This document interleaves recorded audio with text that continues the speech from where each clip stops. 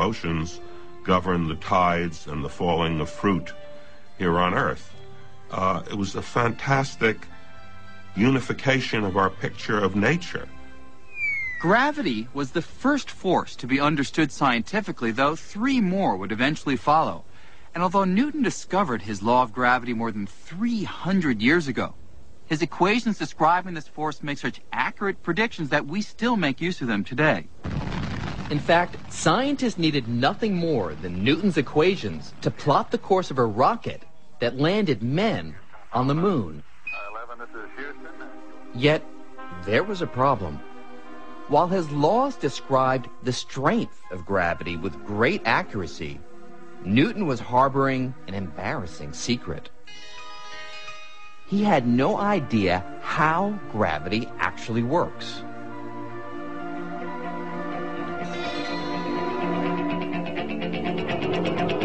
For nearly 250 years, scientists were content to look the other way when confronted with this mystery. But in the early 1900s, an unknown clerk working in the Swiss patent office would change all that. While reviewing patent applications, Albert Einstein was also pondering the behavior of light.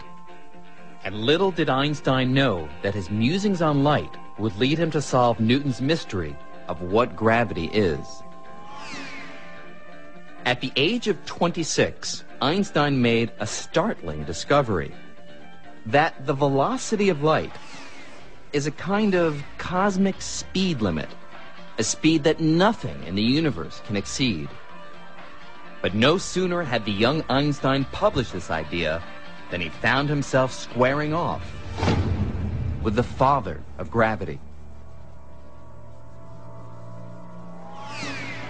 The trouble was, the idea that nothing can go faster than the speed of light flew in the face of Newton's picture of gravity. To understand this conflict, we have to run a few experiments. And to begin with, Let's create a cosmic catastrophe. Imagine that all of a sudden, and without any warning, the sun vaporizes and completely disappears. now let's replay that catastrophe and see what effect it would have on the planets according to Newton. Newton's theory predicts that with the destruction of the sun, the planets would immediately fly out of their orbits, careening off into space.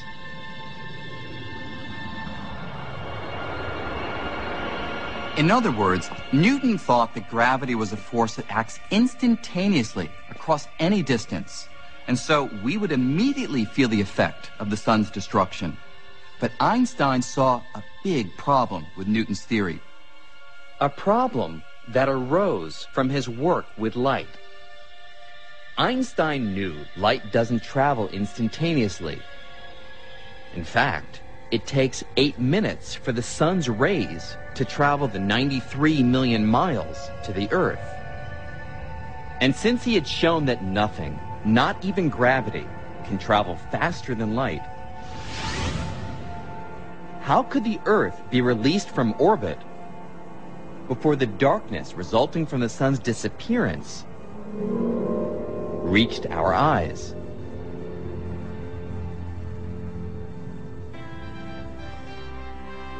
To the young upstart from the Swiss patent office, anything outrunning light was impossible. And that meant the 250-year-old Newtonian picture of gravity was wrong. If Newton is wrong, then why do the planets stay up? Because remember, the triumph of Newton's equations come from the quest to understand the planets and the stars. In particular, the problem of why do the planets have the orbits that they do. And with Newton's equations, you can calculate the way that the planets will move. Einstein's got to resolve this dilemma. In his late 20s, Einstein had to come up with a new picture of the universe in which gravity does not exceed the cosmic speed limit. Still working his day job in the patent office, Einstein embarked on a solitary quest to solve this mystery. After nearly 10 years of racking his brain, he found the answer in a new kind of unification. Einstein came to think of the three dimensions of space and the single dimension of time as bound together in a single fabric of space-time.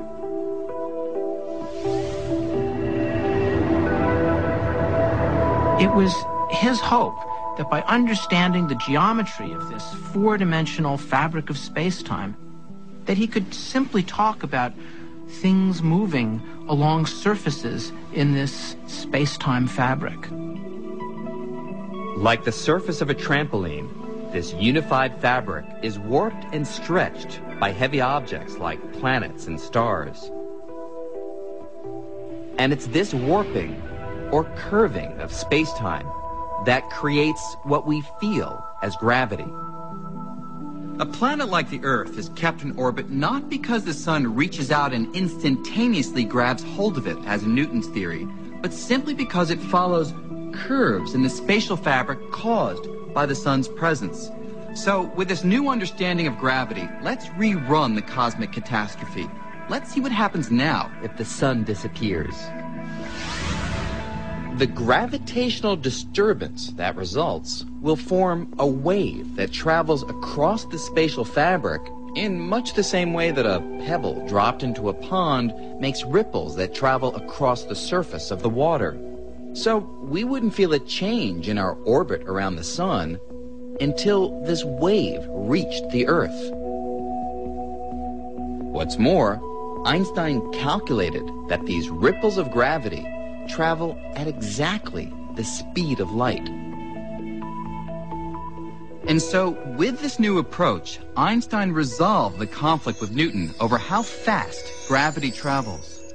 And more than that, Einstein gave the world a new picture for what the force of gravity actually is. Its warps and curves in the fabric of space and time. Einstein called this new picture of gravity general relativity. And within a few short years, Albert Einstein became a household name. Einstein was like a rock star in his day. He was one of the most widely known and recognizable figures alive. He and perhaps Charlie Chaplin were the reigning kings of the popular media.